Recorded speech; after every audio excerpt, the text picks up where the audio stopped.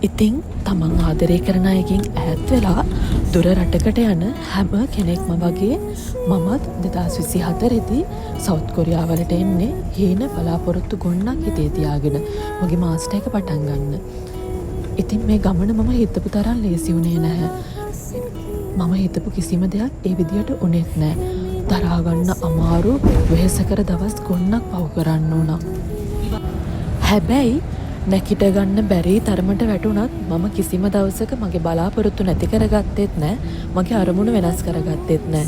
ඉතින් අසීමිත කැපකිරීම් ගොඩක ප්‍රතිඵලයක් විදිහට අසීමිත දරා ගැනීම් ගොඩක ප්‍රතිඵලයක් විදිහට අවසානයේ මගේ මේ පරිච්ඡේදයට ලස්සන නිමාවක් ආවා. ඉතින් ඒ නිසා ඕගොල්ලොත් ඉඩෝරේ කොච්චර දරුණු වුණත් අතාරින්න එපා. අතාරින්න හිතන්නවත් එපා. දරාගෙන අල්ලගෙනම ඉන්න. ලස්සන මල් පිපෙන දවසක් ඕගොල්ලන්ගේ කතාවලටත් අනිවාර්යෙන්ම එනවා.